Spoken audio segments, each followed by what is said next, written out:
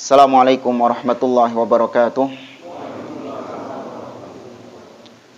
Innal hamdalillah nahmaduhu wa nasta'inuhu wa nastaghfiruh wa na'udzu billahi min shururi anfusina wa min sayyiati a'malina. Man yahdihillahu fala mudhillalah wa may yudlil fala hadiyalah.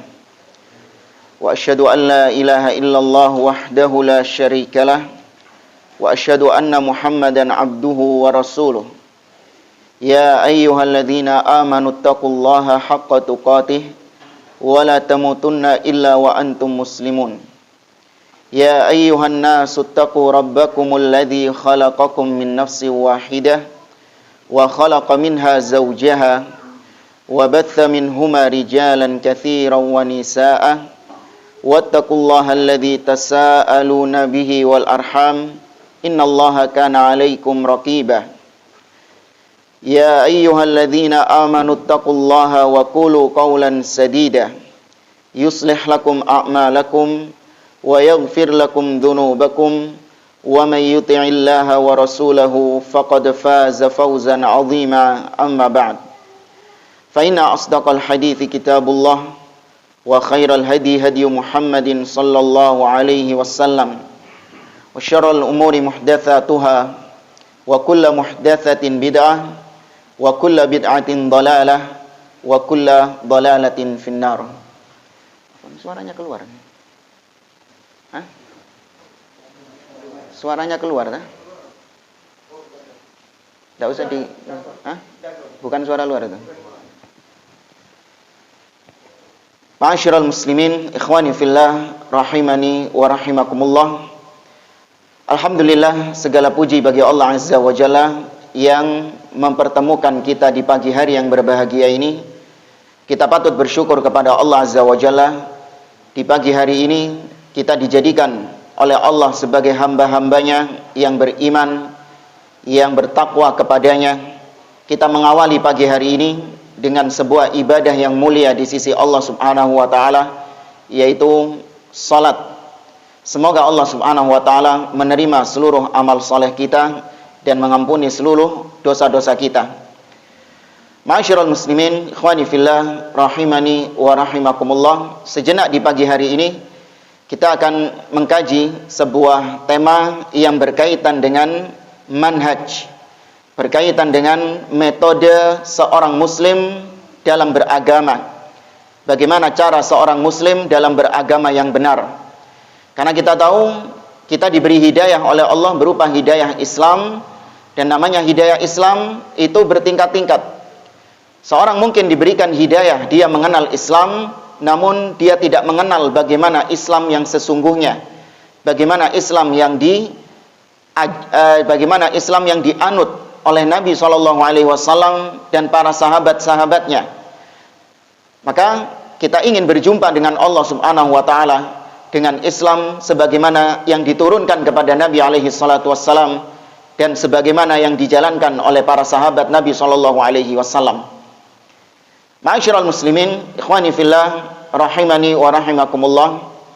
Allah Subhanahu wa taala menghendaki bahwa umat manusia itu terpecah belah menjadi berbagai macam firqah, berbagai macam golongan. Allah Subhanahu wa taala mengatakan di dalam surah Al-Baqarah, "Kanan nasu ummatan wahidah." Dahulu umat manusia itu satu kesatuan. Tidak ada perselisihan, tidak ada perbedaan di antara mereka. Faba'atsallahu an-nabiyyina mubashshirina wa mundhirin. Maka ketika terjadi perselisihan, ketika terjadi khilaf di antara mereka, muncul kekufuran, muncul kesyirikan, maka Allah utus para nabi, Allah utus para rasul untuk menyeru manusia kembali kepada tujuan awal dia diciptakan di atas muka bumi ini. Wa ma khalaqtul jinna wal insa illa liya'budun, yaitu dengan bertauhid kepada Allah Azza wa Jalla. Nah, setelah manusia terpecah menjadi beberapa firqah, ada yang mukmin dan ada yang kafir. Yang mukmin juga bermacam-macam, yang kafir juga bermacam-macam. Allah Subhanahu wa taala menghendaki di dalam tubuh kaum muslimin juga terjadi khilaf, juga terjadi perselisihan.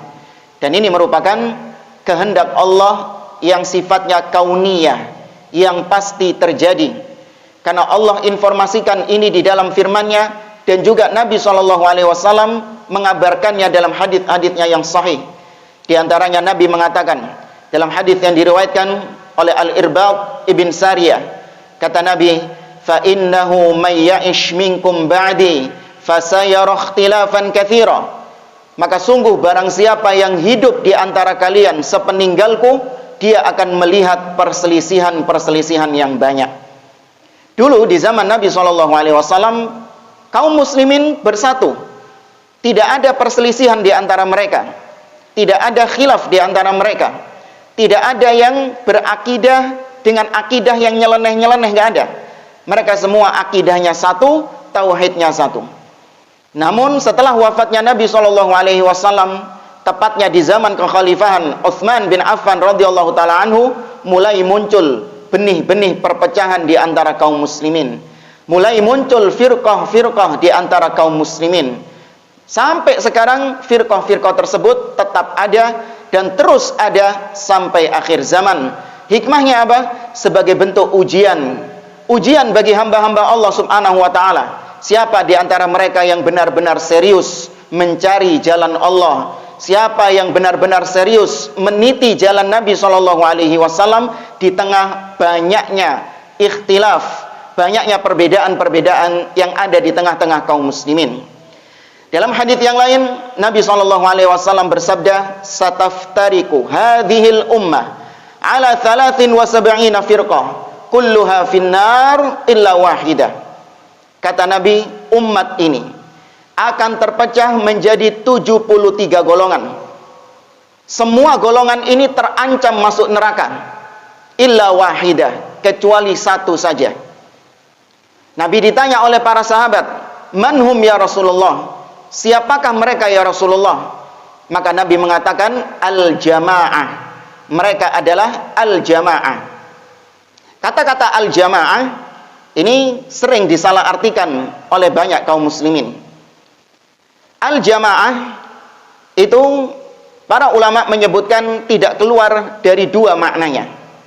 Ya, kata-kata al-jamaah kalau Anda lihat di dalam dalil-dalil tidak keluar dari dua maknanya. Yang pertama makna jamaah adalah yaitu kaum muslimin mereka ini satu jamaah dengan para sahabat Nabi SAW, dalam artian mereka mencocoki cara beragamanya para sahabat. Mereka berakidah seperti akidahnya para sahabat. Mereka beribadah seperti ibadahnya para as-sahabat dan yang lainnya. Ini disebut al-jamaah.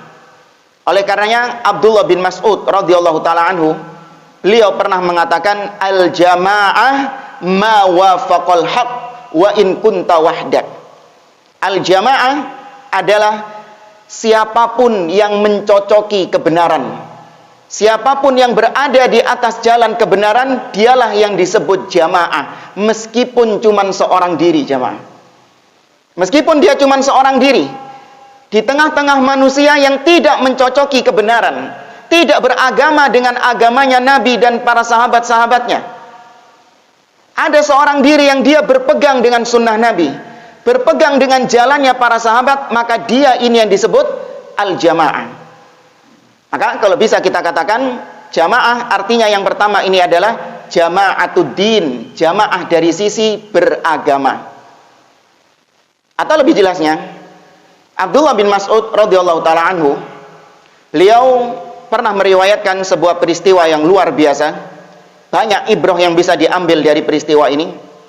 Nabi SAW, kata Abdullah bin Mas'ud, khattalana Rasulullah SAW khattan biyadih. Kata Abdullah bin Mas'ud, suatu ketika Nabi pernah menggambar satu garis yang lurus. Berapa jumlahnya jemaah? Satu. Digambar satu garis yang lurus. Lurus. Kemudian Nabi mengatakan, hadza siratullahi mustaqiman. Inilah jalan Allah yang lurus. Tsumma khatta khututan an yaminihi wa an shimalihi. Kemudian Nabi menggambar garis-garis yang banyak ke arah kiri dan ke arah kanan, banyak sekali garisnya. Seraya Nabi mengatakan, hadhihi subul laisa ala kulli sabilin minha illa syaitanu yad'u ilaihi. Tidaklah di jalan-jalan yang banyak ini, melainkan pasti ada setan yang mengajak manusia untuk lewat jalan tersebut. Kemudian Nabi membaca firman Allah dalam surah Al-An'am, yaitu Allah berfirman, wa anna hadza sirati mustaqiman fattabi'u wa la tattabi'us subul fatafarraqa bikum an sabili dzalikum wasaqum bihi la'allakum tattaqun. Kata Allah, inilah jalanku yang lurus, maka ikutilah jalan ini. Berapa itu? 1. Dan jangan kalian mengikuti subul, yaitu jalan-jalan yang banyak tadi. Jalannya siapa itu? Syaitan. Karena kalian kalau mengikuti jalan yang banyak, kalian akan berpecah belah dari jalan Allah Subhanahu wa ta'ala. Kata Abul Aliyah, seorang tabi'in, seorang ulama dari kalangan tabi'in, Abul Aliyah ketika menafsirkan as-subul, apa itu jalan-jalan yang banyak tadi? Beliau mengatakan al-bid'ah wa syubuhat. As-subul artinya adalah bid'ah dalam agama dan syubhat di dalam agama. Ya. Maka hadirin dan hadirat rahimani wa rahimakumullah, jalan yang lurus tadi yang digambar oleh Nabi SAW, jalan inilah yang ditempuh oleh Rasulullah, oleh Abu Bakar, oleh Umar. Jadi Rasulullah, Abu Bakar, Umar lewat jalan situ. Utsman, Ali, Abdurrahman bin Auf, sahabat-sahabat yang lain, para tabi'in, Hasan al-Basri, Muhammad bin Sirin, semua lewat jalan situ. Jalan yang mana tadi? Yang satu apa yang banyak? Yang satu ini tadi. Nah, ketika kita beragama seperti beragamanya mereka, berarti kita satu jalan nggak sama mereka? Kita satu jalan bersama mereka. Ini yang disebut berjamaah bersama mereka. Adapun mereka yang belok ke kiri, belok ke kanan, ikut jalan-jalan syaitan. Apa sih jalan-jalan syaitan ini? Tadi kata Abul Aliyah, apa itu? Al-bid'ah wa syubuhat.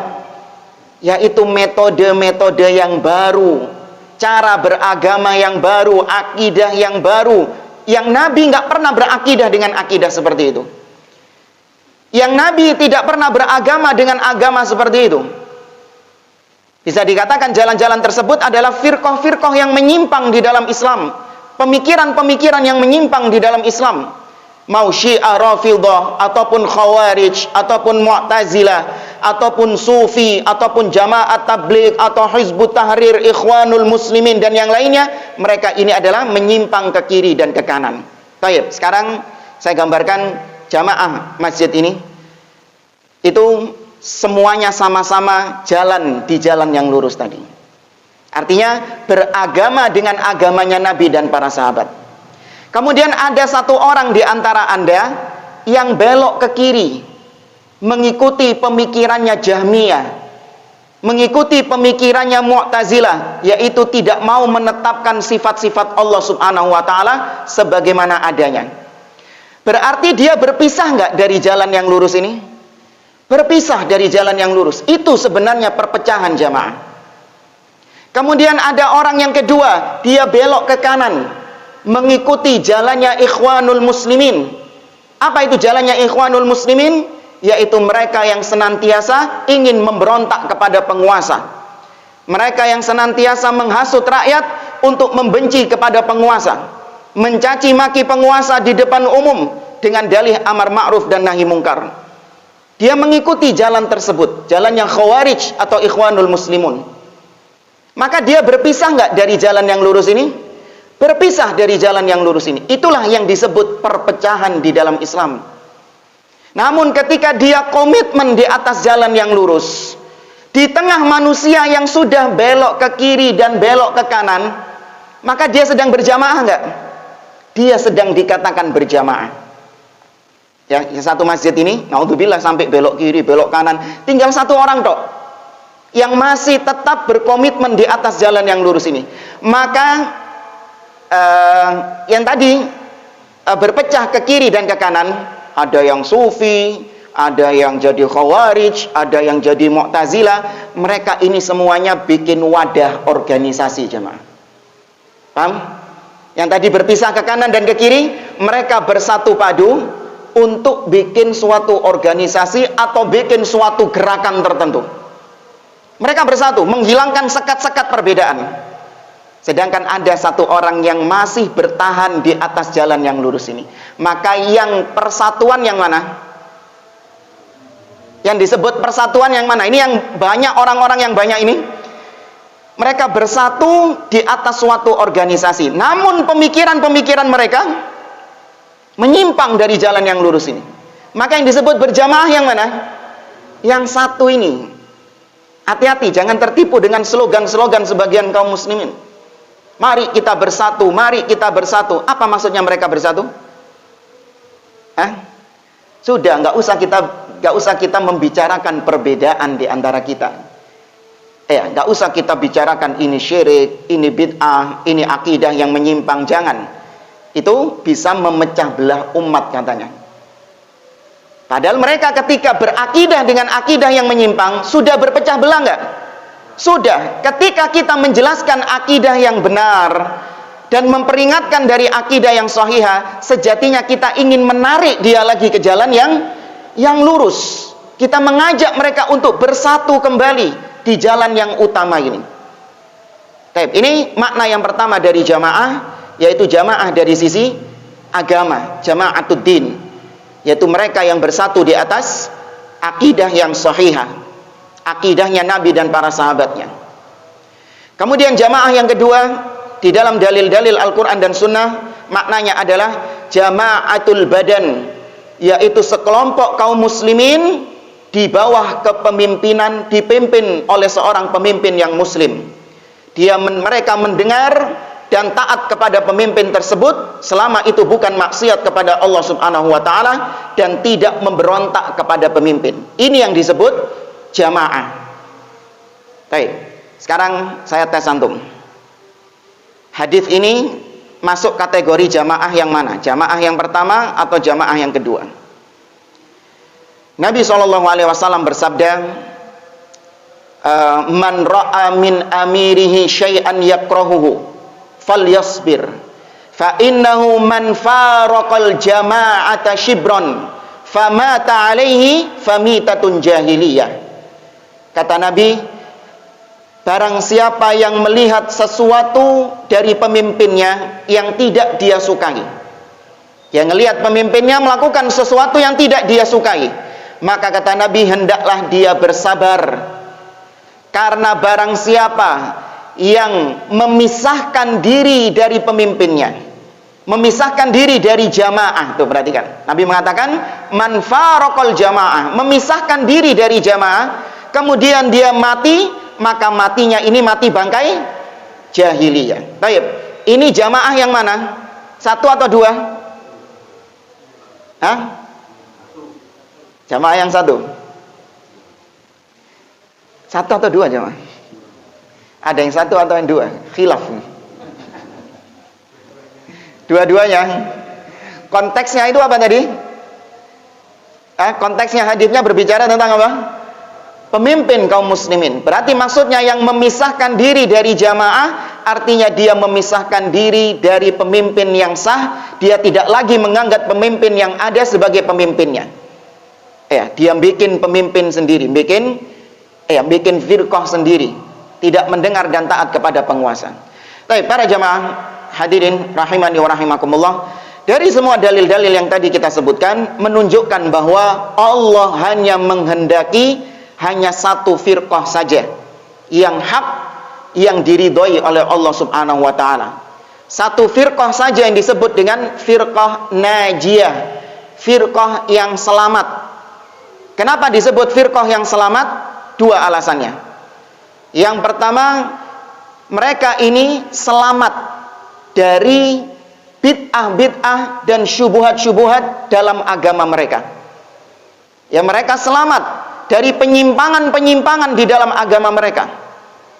Dan yang kedua, disebut firqah najiyah, golongan yang selamat, karena mereka diselamatkan oleh Allah dari apa di akhirat?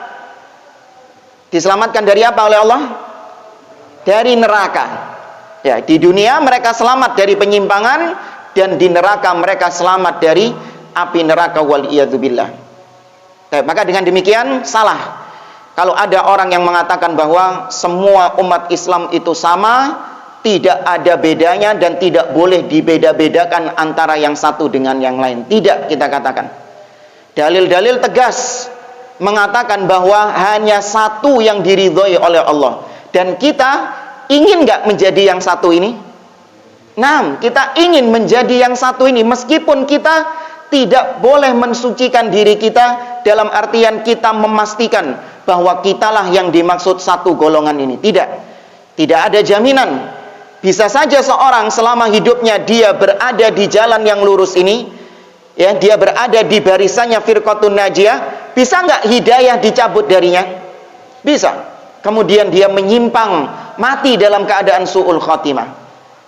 Dan bisa saja seorang yang selama hidupnya di atas kesesatan, di atas penyimpangan, namun sebelum meninggalnya dia diberi hidayah oleh Allah untuk berada di atas al-firqatun najiyah, dan dia mati di atas al tersebut. Bisa?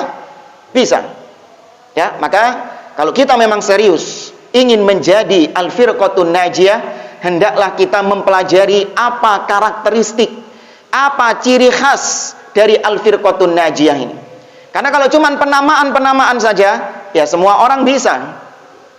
Semua orang bisa mengaku-ngaku kita ini al-firqatun najiyah, kita ini al-firqatun najiyah. Tapi dilihat apa karakteristik dari firqatun najiyah untuk Anda bisa membedakan dengan yang lain. Tapi para hadirin rahimani wa rahimakumullah, al-firqatun najiyah, ciri khas mereka adalah senantiasa mengajak manusia kepada tauhid, senantiasa menyeru kaum muslimin, menyeru umat manusia untuk beribadah, memurnikan ibadah hanya kepada Allah Subhanahu wa taala. Anda tidak akan dapati al-firqatun najiyah menyeru kepada fanatisme golongan, menyeru kepada organisasi, menyeru kepada partai, atau menyeru kepada pengkultusan seseorang. Anda tidak akan mendapati hal itu dari al-firqatun najiyah. Maka kalau ada orang yang dia mengaku al-firqatun najiyah, tapi ternyata dakwahnya mengajak kepada fanatisme dirinya, kepada fanatisme golongannya, fanatisme kelompoknya, pastikan dia bukan firqatun najiyah. Karena ciri al-firqatun najiyah mengajak kepada apa? Tauhid, beribadah kepada Allah Azza wa Jalla, sebagaimana para nabi dan rasul. Al-firqatun najiyah ini mengikuti jalannya dakwahnya para nabi dan rasul, karena mereka yakin sebaik-baik da'i, sebaik-baik ustadz adalah para nabi dan rasul. Dan para nabi dan rasul, mereka semuanya tujuan utama dakwah mereka menitik beratkan kepada at-tauhid. Allah mengatakan dalam surah An-Nahl, "Walaqad ba'atsna fi kulli ummatir rasula an i'budullaha wajtanibu at-taghut." Sungguh kami telah mengutus pada setiap umat seorang rasul, di mana rasul ini dakwahnya kepada umatnya, ani'budullah, wahai umatku, sembahlah Allah dan jauhkanlah diri kalian dari at-taghut. Dan setiap nabi yang datang kepada umatnya, sebagaimana yang Allah katakan di dalam surah Al-A'raf, kemudian dalam surah Hud, kemudian juga dalam surah Asy-Syu'ara, Allah sebutkan beberapa dakwahnya nabi. Nabi Nuh, kemudian Nabi Hud, kemudian Nabi Saleh, kemudian Nabi Lut, kemudian Nabi Syuaib. Allah sebutkan nabi-nabi ini, dakwah mereka sama. Mereka mengatakan, ya qaumi i'budullah ma lakum min ilahin ghairuh. Wahai kaumku, sembahlah Allah. Kalian tidak akan mendapati sesembahan lain selain Allah Subhanahu wa taala. Ya, ini dakwahnya para nabi dan rasul. Kemudian jamaah dimulakan oleh Allah Subhanahu wa taala, maka jangan kita mengatakan, atau sebagian orang mengatakan, sudahlah, kita ini nggak perlu lagi dakwah kepada tauhid. Kita ini sudah menjadi orang-orang yang bertauhid.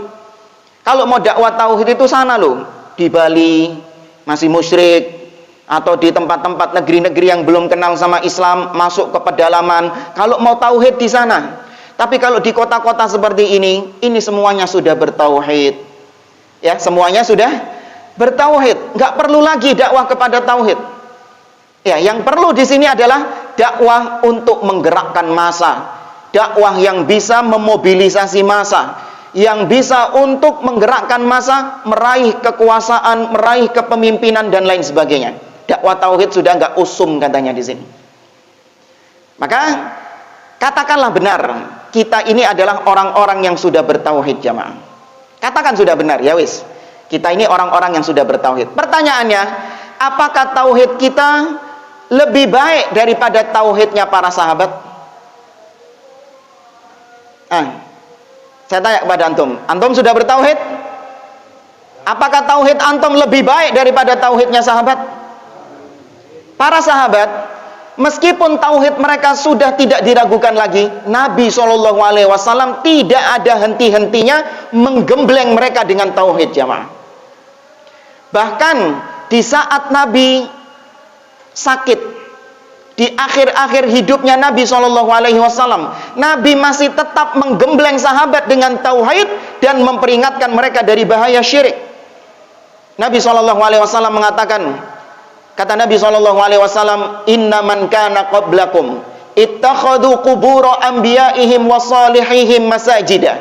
Sesungguhnya umat-umat sebelum kalian, mereka menjadikan kuburan nabi-nabi mereka dan kuburan orang-orang soleh mereka sebagai masjid-masjid. Ala fala tattakhidul qubura masajid fa inni anhakum an dzalik. Maka janganlah kalian menjadikan kuburan sebagai masjid, karena sesungguhnya aku melarang kalian dari hal tersebut. Ini ketika Nabi sakit jamaah. Di akhir-akhir hidupnya, bahkan disebutkan oleh para ulama, 5 hari sebelum beliau wafat, beliau mengucapkan hal ini. Menunjukkan bahwa Nabi SAW tetap fokus dengan tauhidnya, meskipun para sahabat sudah bertauhid dengan baik.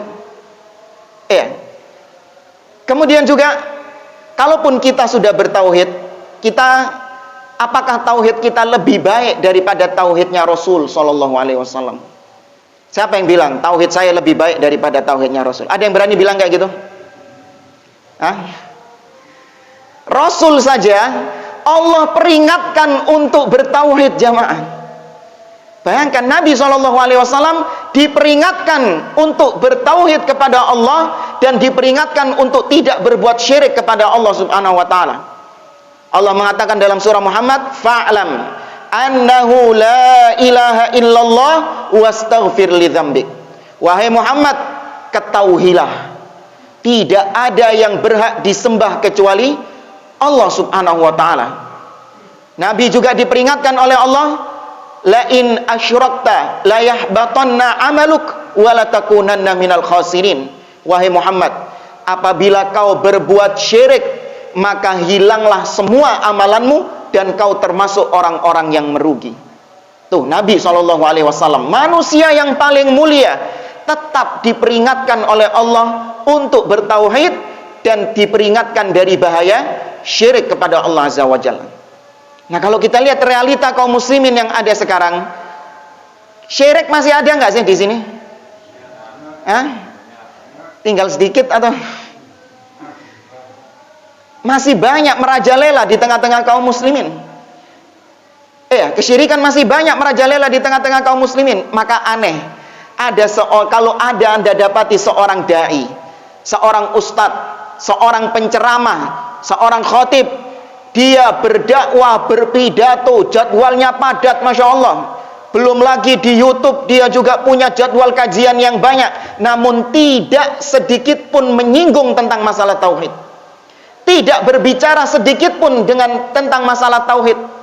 Dan tidak menyinggung atau memperingatkan umat sedikit pun dari bahaya syirik kepada Allah Subhanahu wa ta'ala. Ini bukan jalannya firqatun najiyah. Ya, kalau Anda dapati seperti itu bukan jalannya firqatun najiyah. Kalaupun ada, enggak Ustaz, ini dia bahas tauhid kok. Itu pun cuman sesekali. Itu pun cuman jarang-jarang.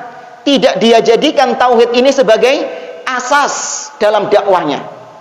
Maka ini bukan ciri firqatun najiyah jamaah.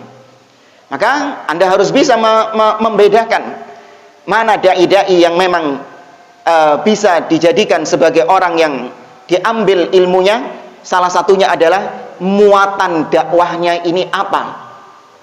Apa titik berat dakwahnya ini? Kalau titik berat dakwahnya ini selain daripada tauhid, sudah pastikan dia ini tidak berada di atas jalan al-firqatun najiyah. Sebagus apapun pendidikannya, seindah apapun retorikanya, sepadat apapun jadwalnya, enggak. Tidak melihat dari sisi itu. Nah, kemudian jamaah dimuliakan oleh Allah, al-firqatun najiyah memandang bahwa namanya al-khata', kekeliruan, itu tidak satu tingkatan. Namanya kekeliruan di dalam syariat kita itu tidak satu level. Apabila kita dapati ada seseorang yang salah dalam beragama, ya, apabila kita dapati ada seseorang yang salah dalam beragama, maka al-firqatun najiyah melihat, menimbang kesalahan tersebut. Apakah kesalahan itu merupakan kesalahan-kesalahan yang memang boleh untuk ditolerir di dalam agama? Dan apakah kesalahan tersebut adalah kesalahan-kesalahan yang memang tidak ditolerir di dalam agama? Karena kita tahu namanya khilaf, perbedaan, kita berbeda dengan saudara kita, berbeda pendapat dengan saudara kita, itu ada dua model. Khilaf itu ada dua model. Yang pertama al-khilaf, yang pertama adalah permasalahan-permasalahan yang memang boleh khilaf di dalamnya. Khilaf yang dibolehkan di dalamnya. Dan ada yang khilaf yang tidak diperbolehkan di dalamnya. Para ulama khilaf tentang masalah seperti misalnya tidur yang membatalkan wudhu. Ya, tidur yang membatalkan wudhu itu ukurannya seberapa? Apakah orang ketika apa namanya itu? Turu sak nyuan gitu loh. Seliutan, ya. Bahasa apa itu seliutan, coba? Bahasa Indonesianya apa? Ya, apakah itu membatalkan wudhu? Membatalkan wudhu nggak jamaah? Khilaf di antara para ulama, ada yang bilang enggak, ada yang membatalkan wudhu. Para ulama khilaf tentang hukum memakan daging unta. Apakah membatalkan wudhu atau tidak membatalkan wudhu? Ya, para ulama khilaf tentang penentuan puasa Arafah. Apakah ditentukan dengan ru'yatul hilal atau ditentukan dengan mengikuti jamaah haji yang ada di Arafah? Ini permasalahan-permasalahan khilaf seperti ini termasuk khilaf yang dibolehkan di dalam syariat. Khilaf yang dibolehkan di dalam syariat maknanya adalah kalau ada saudara kita yang berselisih dengan kita dalam masalah-masalah seperti ini, sikap kita harus lembek, harus legowo menerima perbedaan, harus kita saling menghargai perbedaan pendapat tersebut. Dari sinilah Imam Syafi'i rahimahullah ta'ala mengatakan qauli shawab yahtamilul khata' wa qaulu ghairi khata' yahtamilus shawab. Imam Syafi'i mengatakan pendapatku benar namun bisa jadi salah, dan pendapat selainku salah tapi bisa jadi benar. Ini masalah apa? Masalah khilaf yang memang dibolehkan. Imam Syafi'i legowo, pendapat saya benar. Loh, kita ini tetap harus nyari yang benar loh jamaah. Ya, kita harus tetap berusaha untuk mencari titik kebenaran. Namun kalaupun ada yang berbeda dengan kita dalam masalah-masalah seperti ini, kita tidak menyesatkannya, tidak mengerasi apa ya? Ya, sikap kita harus lembek, lunak. Bisa saja dia yang benar memang, iya.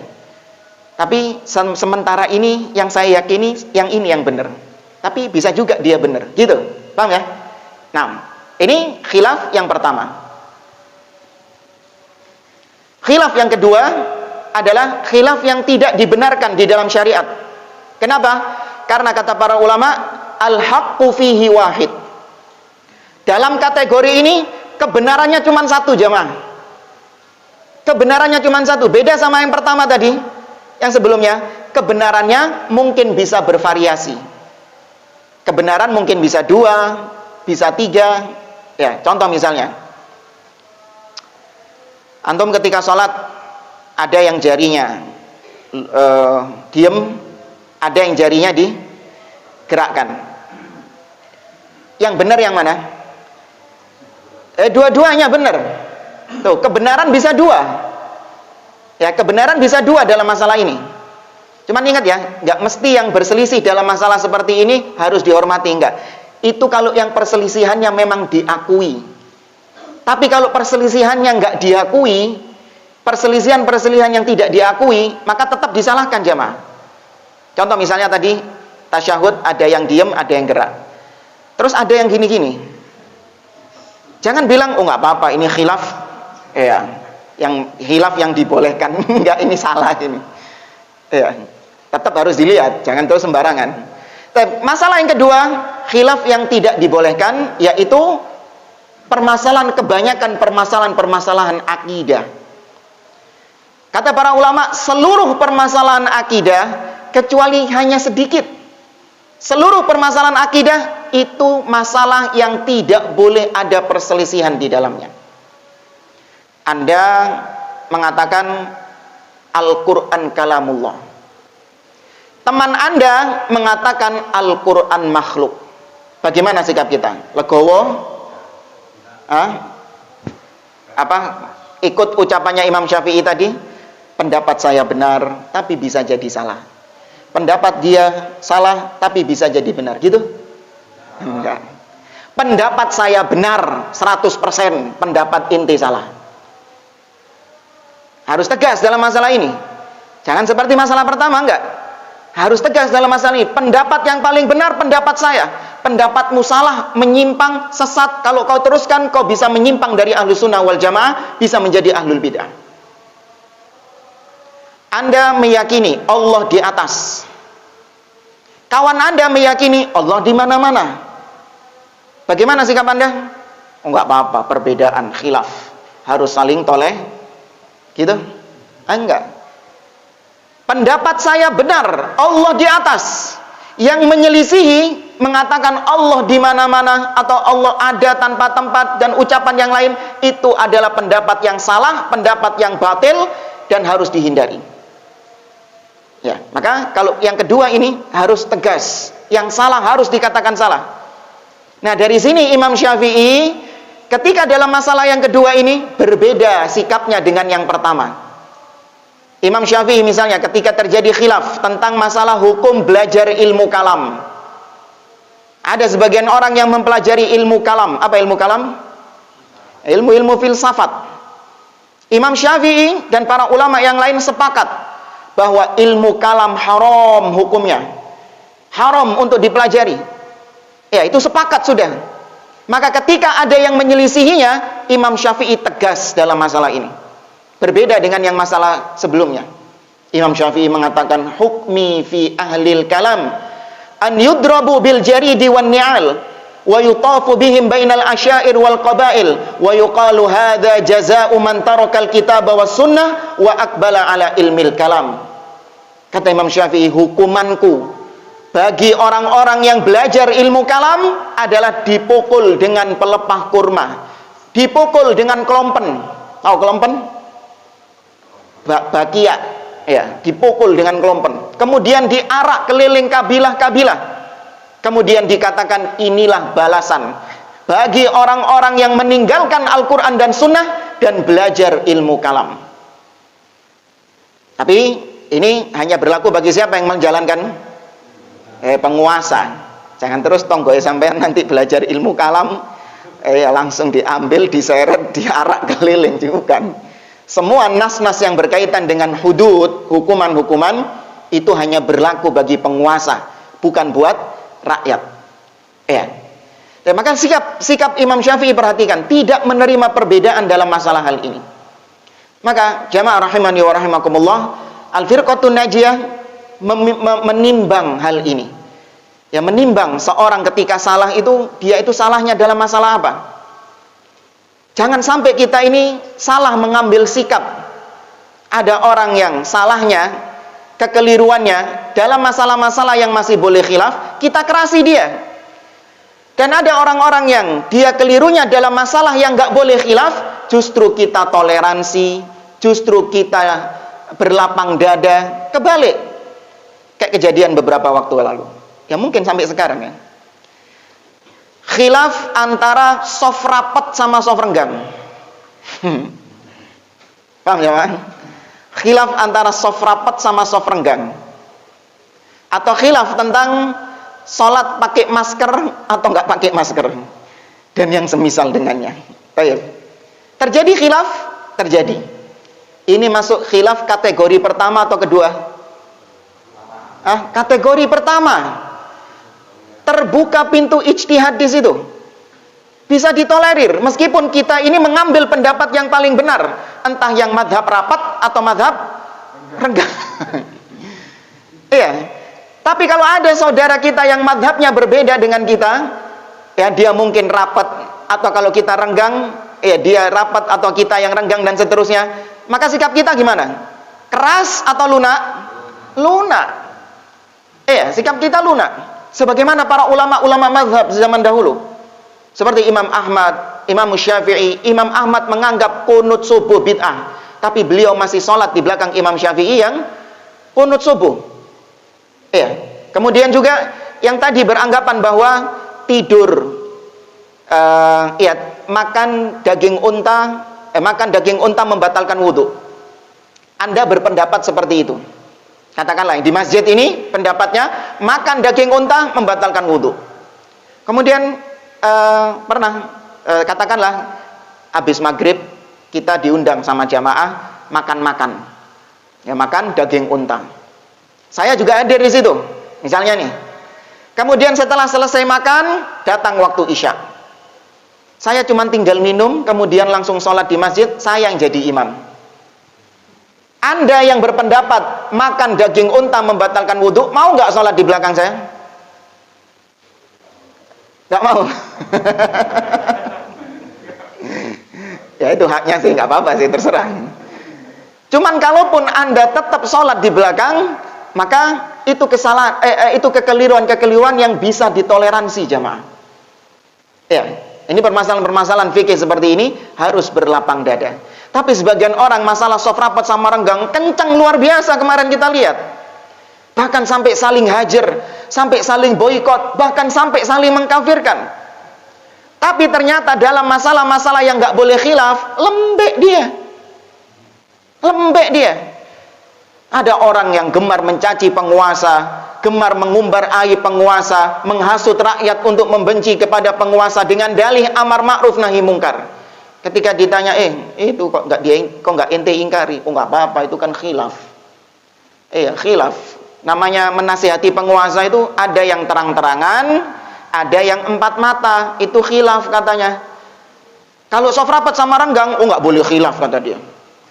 Ini kebalik ini. Ente kerasnya sama hal-hal yang memang boleh khilaf, namun ente lunak kepada perkara-perkara yang tidak boleh khilaf. Maka jamaah rahimani wa rahimakumullah, al-firqatun najiyah memandang tidak boleh kita menimbang sesuatu dengan timbangan-timbangan yang enggak jelas. Karena kebenaran itu ada timbangannya, ada mizannya. Apa mizannya? Al-Quran dan As-Sunnah dengan pemahaman As-Salaf, itu timbangannya. Maka jangan pakai timbangan perasaan, pakai timbangan hawa nafsu, atau timbangan-timbangan yang tidak syar'i. Buang itu semuanya. Harus ditimbang dengan timbangan yang syar'i. Ya. Hadirin rahimani wa rahimakumullah. Sebagian orang menimbang sesuatu atau menimbang seorang dai, menimbang seorang ustadz dengan followersnya yang banyak. Al-firqatun najiyah tidak. Seorang dai penceramah, seorang ustadz yang menyampaikan ilmu ditimbang dengan Al-Quran dan Sunnah dengan pemahaman as-salaf, bukan ditimbang dengan jumlah followers yang banyak. Orang-orang awam yang mereka beragama dengan agama hawa nafsu, dalam artian mereka lebih mengedepankan hawa nafsunya, mereka menimbang kebenaran dengan followers yang banyak. Oh, Ustadz Fulan ini, Masya Allah, kalau kajian penuh sesak masjidnya, parkiran penuh. takmirnya seneng, celengan ibek. Iya.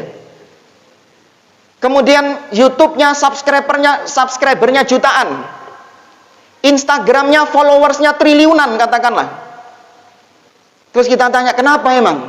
Berarti dia alal haq, di atas kebenaran. Ini timbangan yang benar atau salah jamaah? Salah.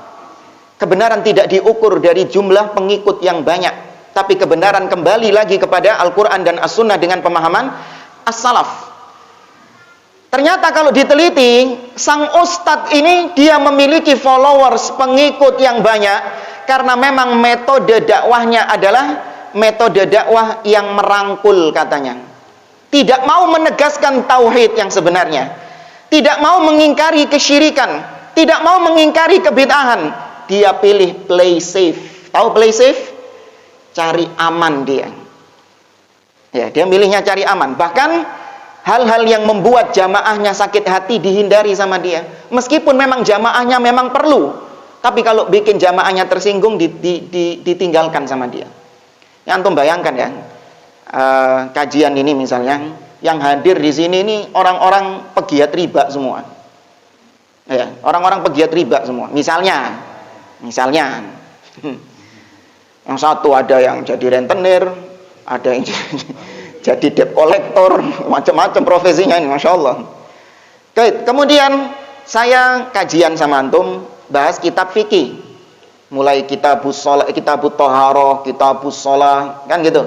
Kitabus siam, ada nanti kitab al-buyu, kitab jual beli, ya kan? Kitab jual beli. Di dalam itu disebutkan tentang jual beli yang halal, dan juga disebutkan jual beli yang haram, yaitu tentang riba. Saya kalau belani followers, pembahasan ini saya lewati atau saya sampaikan? Lewati. Dilewati ini. Kenapa? Kalau saya sampaikan, apa yang terjadi? Kehilangan followers nanti. Jamaahnya tersinggung, sakit hati. Wah, ustadz ini gak seana ini. Gitu biasanya. Ustadz ini nyinggung ana ini gak enak. Akhirnya gak ngaji maneh. Karena ustadz yang lihat kok tambah berkurang ini ya.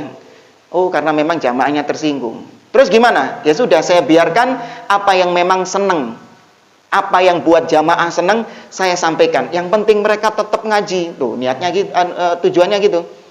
Yang penting mereka tetap ke masjid. Saya sampaikan apa yang membuat mereka seneng. Ya. Justru kalau disampaikan sama dia, ditinggal sama jamaahnya. Karenanya banyak di antara kaum muslimin senengnya sama ustadz-ustadz yang membolehkan banyak hal. Kan gitu. Cocoknya memang sama orang-orang yang menghalalkan segala apapun. Ustadz, apa hukumnya rokok? Boleh. Boleh, karena rokok membantu negara pemasukan negara. Karena banyak karyawan-karyawan yang bergantung dengan rokok dan yang lainnya. Ustadz, apa hukumnya khamr? Boleh, asal tidak memabukkan. Ustadz, apa hukumnya dengerin musik? Boleh, ya, asal tidak melalaikan dari sholat. Yang kayak gini banyak nggak followersnya? Seneng. Ya, makanya jamaah tadi yang bahas riba tadi, ketika saya sampaikan tentang riba, maka sudah nggak diundang lagi ustadznya. Ustadz ini gak enak sitik-sitik haram. Telek ustadz liane wae. Ganti sama ustadz lain. Ternyata ustadz ini sesuai dengan selera mereka. Menghalalkan riba, menghalalkan khamr, menghalalkan rokok, menghalalkan musik dan yang lainnya. Jamaahnya gimana? Wah, iki ustadz sing ditenteni. Kaget wingi ambek ustadz ini. Timbangnya wingi sing jenggoten niku, wah wis gak cocok iki kan dhewe. Nah, Al-Firqatun Najiyah enggak memandang dari situ jamaah. Ya, justru ciri dari Al-Firqatun Najiyah adalah al-ghuraba. Mereka ini adalah minoritas. Itu ciri Al-Firqatun Najiyah, ciri jalan golongan yang selamat. Sebagaimana Nabi mengatakan, bada'al islamu ghariban wa sayaudu ghariban kama bada, fatuba lil ghuraba. Islam datang dalam keadaan terasing, minoritas, dan akan kembali lagi dalam keadaan minoritas, maka berbahagialah orang-orang yang terasing itu. Dulu Nabi ketika awal-awal berdakwah, banyak atau sedikit? Sedikit. Kemudian lambat laun berkembang sampai akhirnya menguasai Madinah, sampai akhirnya menguasai Mekah. Setelah zamannya Nabi, para sahabat melakukan ekspansi, ya, melakukan penaklukan sehingga Islam menjadi mayoritas. Ini Islam yang apa? Islam yang sesuai, yang murni dengan Islamnya Nabi SAW. Namun ketika muncul penyimpangan-penyimpangan, mulai muncul Khawarij di zaman Utsman, mulai muncul Syiah Rafidhah, mulai muncul Qadariyah, mulai muncul Jahmiyah, muncul Mu'tazilah, muncul Murji'ah, dan yang lain. Orang-orang yang berpegang dengan Islam yang murni ini semakin sedikit nggak? Semakin sedikit. Dan itu yang terjadi di akhir zaman. Dan kita ini pengen jadi yang sedikit ini, jamaah.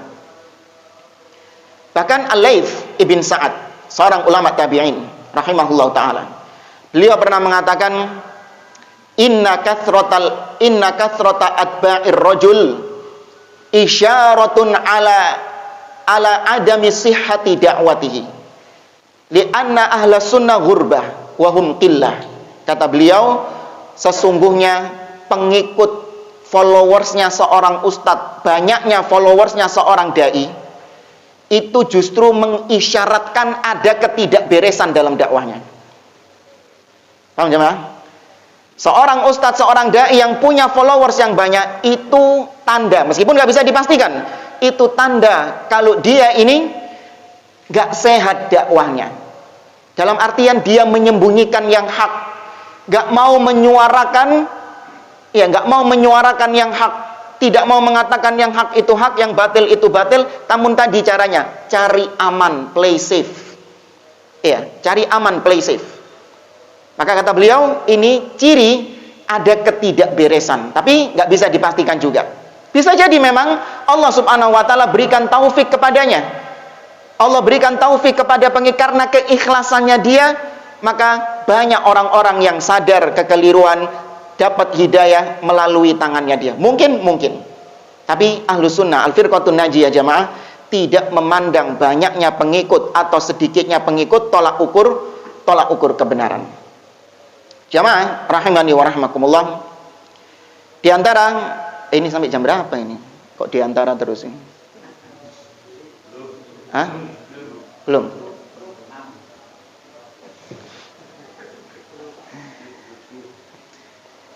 Baik, jamaah rahimani wa rahimakumullah. Al-firqatun najiyah adalah orang-orang yang mengatakan hak itu hak, yang batil itu batil, siapapun orangnya. Apabila ada saudaranya yang keliru, yang salah, al-firqatun najiyah itu akan memperingatkan saudaranya dari kesalahan, tidak diam dari suatu kesalahan. Namun al-firqatun najiyah memiliki manhaj, memiliki metode bagaimana caranya meluruskan kesalahan saudara kita. Terutama kalau saudara kita ini adalah seorang tokoh yang berpengaruh, seorang ustadz atau seorang dai. Al-firqatun najiyah memiliki caranya. Ini buyar? Belum?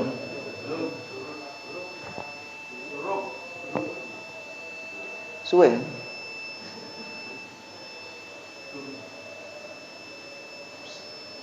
Iya suwe. Sudah. Baik, jamaah rahimani wa rahimakumullah. Sebagian orang ketika kita mengingkari kesyirikan, ketika kita mengingkari kebid'ahan, al-firqatun najiyah mengingkari kesyirikan, mengingkari kebid'ahan, bahkan dengan langsung menyebut siapa orang yang melakukan kesyirikan ini, siapa orang-orang yang menyebarkan kesyirikan ini, dengan menyebut namanya atau dengan inisial dan yang lainnya. Sebagian orang yang beragama dengan perasaan mengatakan, ya Allah, kok ghibah ya, kok katanya al-firqatun najiyah tapi kok sukanya ghibah. Apa yang dimaksud ghibah di sini? Mengingkari kemungkaran seseorang yang dia sebarkan di tengah-tengah kaum muslimin. Misalnya nih, ada saudara Anda, dia ini menyebarkan penyimpangan di dalam agama kepada kaum muslimin. Mengatakan bahwa Al-Quran itu makhluk misalnya. Dia sebarkan itu. Maka Anda sebagai seorang ahlu sunnah, Anda yang memang ingin menjadi bagian dari Al-Firqatun Najiyah, maka Anda luruskan kesalahan tersebut. Anda katakan kepada orang-orang bahwa apa yang dia sampaikan itu keliru, itu salah. Yang benar adalah Al-Quran itu kalamullah. Nah, ketika kita membantah hal itu, sebagian orang mengatakan, Ustadz, jangan gibahin orang. Ya kan? Ustadz, jangan gibahin orang. Kalau memang dia salah, nasihati dong 4 mata. Masa nasihatnya di depan umum? Tuh. Paham nggak maksudnya jamaah? Iya. Baik. Jamaah rahimani wa rahimakumullah. Sebagian orang nggak bisa membedakan antara ghibah dengan nasihat. Sebagian orang nggak bisa membedakan. Ketika ada seorang dai yang memperingatkan dari kesesatan, dituduh ghibah. Maka kalaupun itu ghibah, maka itu ghibah yang dibenarkan di dalam syariat kita. Karena namanya ghibah, yaitu menyebutkan aib kesalahan saudara kita, ada yang diharamkan dan ada yang dibolehkan. Secara asal ghibah diharamkan, sebagaimana firman Allah dalam surah Al-Hujurat, wala yaktab ba'dukum ba'dha ayuhibbu ahadukum ayyakula lahma akhihi maitan fakarihtumuh. Anaknya tolong dikondisikan ibu-ibu. Oh, bapak-bapak. Tak kira ibu-ibu sana. Baik, Allah mengatakan jangan kalian saling menghibah. Apakah kalian suka memakan bangkai saudara kalian sendiri? Ya, secara asal ghibah diharamkan, tapi ada kondisi-kondisi tertentu seorang muslim harus ghibah, jemaah. Ya, disebutkan oleh seorang penyair 6 perkara yang seorang muslim dibolehkan ghibah. Ada yang bisa nyebutin? Apa 6 perkara dibolehkannya ghibah? Baik, seorang penyair mengumpulkannya dalam sebuah bait syair, al-qadhu laisa bi ghibatin fi sittah. Menyebutkan aib, menyebutkan cacat seseorang itu bukan termasuk celaan, bukan termasuk mencela, ngenyek dalam artian ghibah, itu dalam 6 perkara. Yang pertama, mutadzallimin, orang yang terdolimi. Orang yang terdolimi. Nanti kita perinci, ini kita sebutkan 6-6-nya dulu. Yang kedua, mustaftin, orang yang minta fatwa. Yang ketiga adalah mu'arrif, orang yang memperkenalkan seseorang. Orang yang memperkenalkan orang lain. Kemudian yang keempat, muhadzir, orang yang mentahdzir, memperingatkan. Yang kelima, mujahir, orang yang terang-terangan melakukan perbuatan dosa. Ya, orang yang terang-terangan melakukan perbuatan dosa. Dan yang keenam adalah orang yang minta tolong kepada orang lain untuk menghilangkan kemungkaran yang terjadi di daerahnya atau yang terjadi ketika itu. Mutadzallim, orang yang terdolimi. Anda diiming-iming investasi sama orang. Ada teman Anda bilang, mau investasi enggak? Nanti kalau ini jalan, Anda tak kasih keuntungan tiap bulan sekian persen keuntungannya. Tertarik? Oh ya, berapa investasinya? Wis akeh-akeh, 100 juta saja. Ya, nanti tiap bulan dapat 1 M. Langsung ternyata habis itu hilang. Mana fulan ini? Katanya tiap bulan dapat 1 M. Telepon gak iso. Diparani omai gak ono. Investasi apa? Investasi bodong. Baik, Anda didolimi nggak sama orang ini? Terdolimi. Lapor ke polisi di SPKT itu. Ketik sama polisinya. Ya, kenapa Pak? Ini saya dibohongi investasi ini. Oh ya, siapa pelakunya? Terus Anda bilang, aduh Pak polisi maaf, saya nggak mau ghibah. Gitu. Mohon maaf Pak polisi, saya nggak mau ghibah. Gitu. Sebutkan namanya, nggak apa-apa. Namanya Fulan bin Fulan, cacatnya, kesalahannya dia itu bawa kabur uang saya 100 juta. Nipu saya dia. Itu cacatnya dia, sebutkan, nggak ada masalah. Bukan ghibah itu. Kalaupun ghibah, iya, tapi ghibah yang dibolehkan. Kemudian yang kedua, orang yang minta fatwa. Ada seorang istri, dia itu didolimi sama suaminya. Bukan didolimi, suaminya itu melakukan suatu perbuatan yang istrinya nggak tahu apakah perbuatan ini bisa menghilangkan status pernikahannya atau enggak. Ya, kan suami sering kalau misalnya marah sama istri itu mengucapkan ucapan-ucapan yang ambigu, sehingga istrinya itu bingung jatuh talak atau enggak. Paham ya jamaah? Suaminya bilang misalnya apa?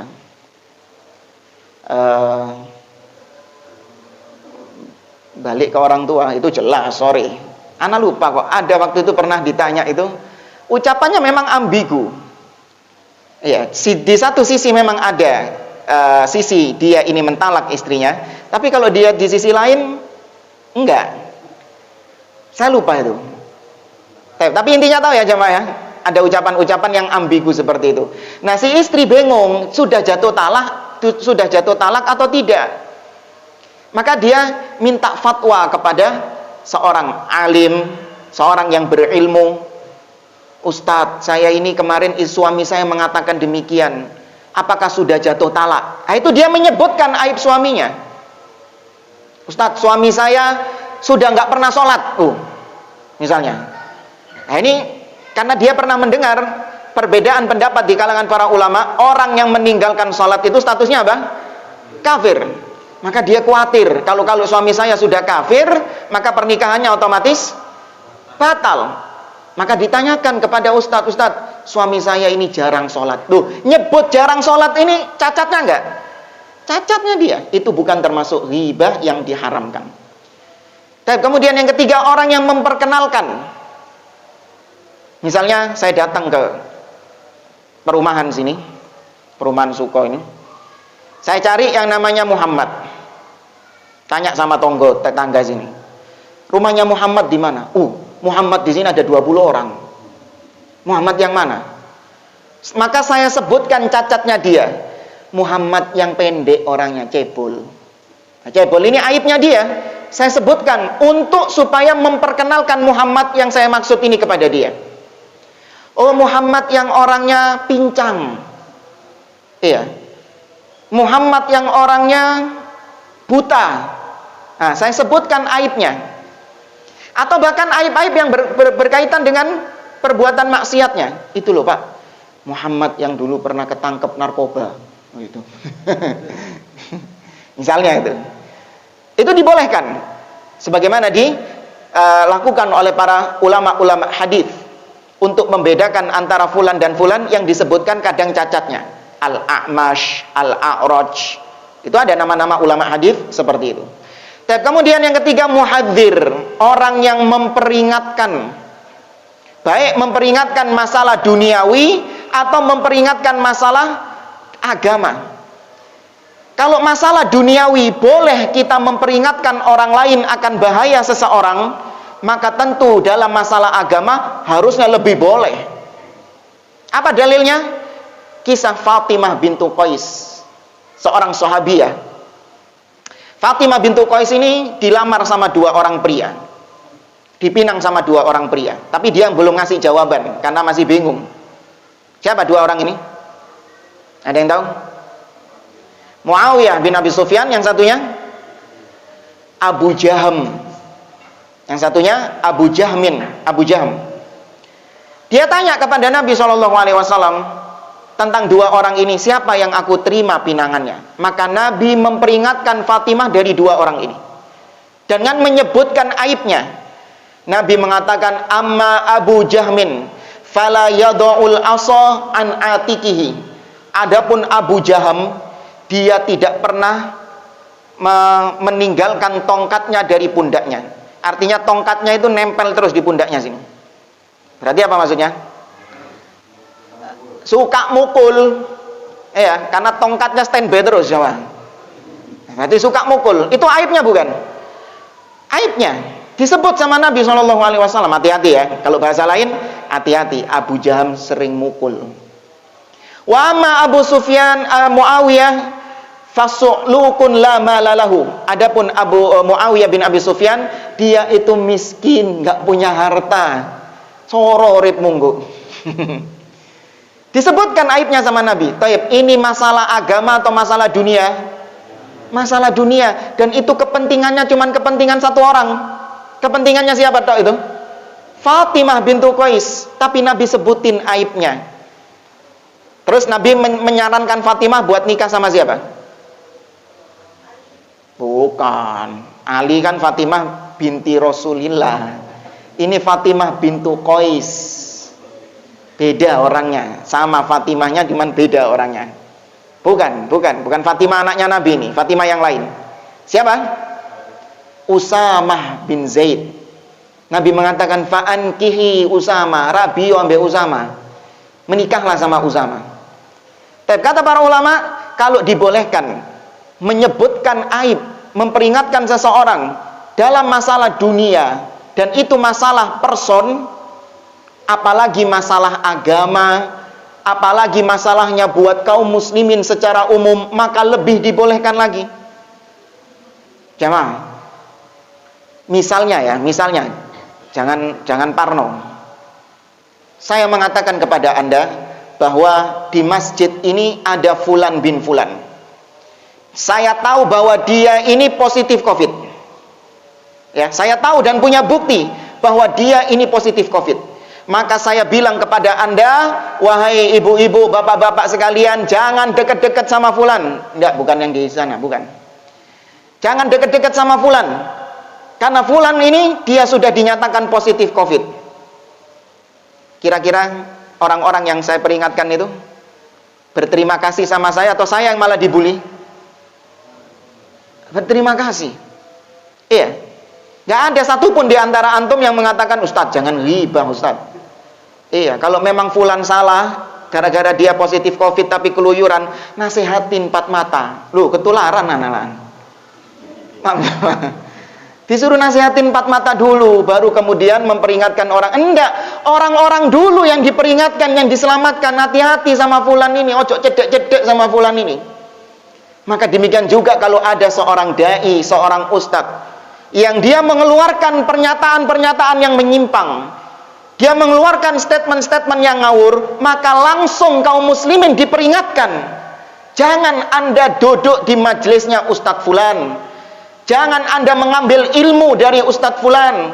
Jangan Anda buka YouTube-nya Ustadz Fulan, subscribe YouTube-nya dia. Jangan Anda beli buku-bukunya Ustadz Fulan, karena dia menyimpang dalam masalah ini, dan ini. Saya sebutkan bukti-buktinya. Ini hak, dan ini yang dijalankan oleh para ulama. Bahkan Imam Ahmad bin Hanbal rahimahullah ta'ala pernah ditanya oleh seseorang, wahai Imam Ahmad, rajulun yusalli wa yasumu wa ya'takif ahabbu ilaika am rajulun yatakallam fi ahlil bidah. Wahai Imam Ahmad, ada orang yang rajin sholat, rajin puasa, rajin iktikaf, tapi dia itu diem, nggak mau memperingatkan orang dari kesesatan, penyimpangan-penyimpangan.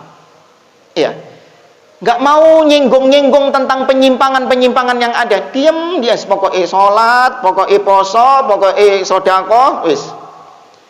Mau ada orang berbuat syirik, nggak urusan dia.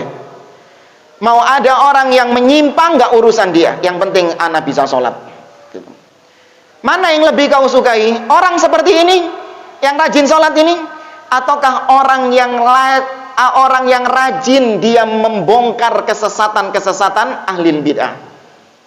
Ya, orang yang rajin mentahdzir ahlil bid'ah, membicarakan aib-aibnya ahlil bid'ah. Mana yang lebih kau sukai?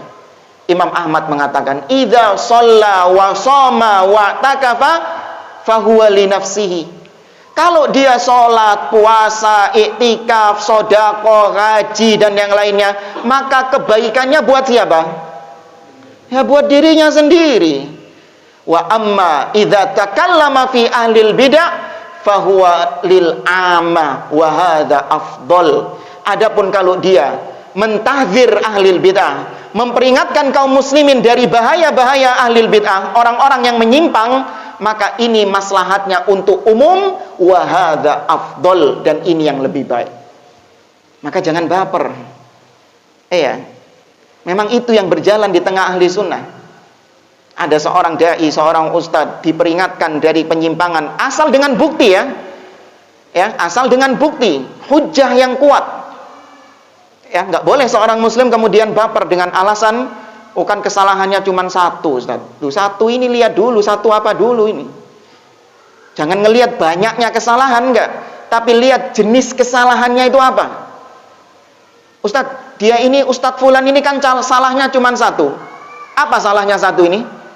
Dia mencaci sahabat Nabi SAW. Ya, dia mencaci sahabat Nabi SAW. Kira-kira masih dihormati nggak? Masih ditolerir nggak? Satu tok loh kesalahannya. Nggak bisa jamaah. Lihat dulu apa kesalahannya, bobotnya itu apa. Karena ada kesalahan-kesalahan, satu kesalahan bisa menyebabkan seorang keluar dari Islam, menjadikan seorang yang asalnya mukmin jadi kafir hanya dengan satu kesalahan. Seperti tadi mengatakan mencaci maki Allah, mencaci maki Rasul, mencaci maki para sahabat. Satu kesalahan bisa menyebabkan seorang keluar dari ahlus sunnah ke ahlil bidah. Seperti misalnya dia mengatakan Allah di mana-mana, atau Allah tidak di atas. Al-Quran makhluk, bukan kalamullah. Ini mengeluarkan seorang dari sunnah menuju bid'ah meskipun cuma satu kesalahan. Ya, maka banyak sekali hal-hal dari Al-Firqatun Najiyah, bagaimana metode mereka dalam beragama. Ini kalau dibahas luar biasa. Apalagi di zaman-zaman seperti sekarang, banyak di antara manusia yang masih ngeblur, masih bingung, standarnya nggak jelas, menentukan hak atau batil itu standarnya nggak jelas. Iya, pokoknya berjenggot, pokoknya cingkrang, wah ini di atas sunnah. Ya, pokoknya cingkrang, jenggot, ini di atas sunnah. Padahal gemar mencaci maki penguasa, gemar mengajak rakyat untuk memberontak kepada penguasa. Yang penting jenggot cingkrang, ini sudah pasti di atas sunnah. Ya, bahkan sempat kaget, ada sebagian orang itu sampai bilang gini, Ustaz, bisa ngisi kajian di masjid kita enggak? Oh ya, masjid apa ya? Disebutkan nama masjidnya. Dan saya tahu yang menjadi penceramah di masjid itu adalah orang-orang pergerakan. Ya, adalah orang-orang harokiyin, orang-orang pergerakan yang memang isinya adalah menghasut rakyat untuk mencela penguasa, isinya tentang politik dan yang lainnya. Saya tahu di situ. Cuman saya kaget sama yang ngundang saya ini. Dia bilang, Ustaz, alhamdulillah masjid kita ini adalah masjid yang menerapkan sunnah, masjid sunnah. Saya tanya sama dia, loh kok bisa masjidnya sunnah? Emang apa? Iya, yang sholat di sini cingkrang-cingkrang semua. Iya. Softnya rapat-rapat, subuh nggak pakai kunut. Apa ini? Karena dalam hati itu bukan pembeda antara ahlu sunnah dan ahlul bidah. Emang kalau subuh nggak kunut itu sudah pasti ahlu sunnah jemaah? Hah? Enggak, itu bukan pembeda. Bahkan itu termasuk hal-hal yang bisa ditolerir atau enggak? Nggak bisa ditolerir. Nah, sebagian orang seperti itu masih ngeblur, masih nggak jelas timbangannya apa, nggak jelas. Maka saya wasiatkan kepada antum, rajin-rajin belajar tentang manhaj. Di zaman-zaman sekarang rajin belajar tentang manhaj agar kita ini beragama ini jelas. Kita ingin menjadi al-firqatun najiyah, satu golongan yang selamat ini, kita ingin menjadi bagian dari itu. Maka tunjukkan keseriusan kita, salah satunya dengan belajar manhaj, yaitu manhaj ahli sunnah wal jamaah, manhajnya Nabi, metodenya Nabi dan para sahabat-sahabatnya. Hadza wallahu a'lam bissawab. Ini yang bisa saya sampaikan. Gak ada tanya jawab kan? Ada kan, cuman gini tok, masa tanya jawab. Gak ada kan jamaah ya? Antum pagi-pagi nanti mau olahraga apa, nanti telat antum. Ya kan? Ada wallahu a'lam. Sebelumnya kita haturkan jazakumullahu khairan, terutama kepada DKM Langgar Al-Muhajirin ya. Ya, jazakumullahu khairan, dan juga kepada para jamaah sekalian dan pihak-pihak lain yang membantu terselenggaranya kegiatan ini. Semoga Allah Subhanahu wa taala membalas kebaikan-kebaikan mereka dengan berlipat ganda, dan semoga Allah tetapkan kita di atas akidah yang sahihah. Allah tetapkan kita di atas manhaj yang hak sampai kita diwafatkan oleh Allah Subhanahu wa taala. Aqulu qouli hadza wa sallallahu ala nabiyyina Muhammad wa ala alihi wa sahbihi ajma'in wa akhiru da'wana anil hamdulillahi rabbil alamin. Wassalamu alaikum warahmatullahi wabarakatuh.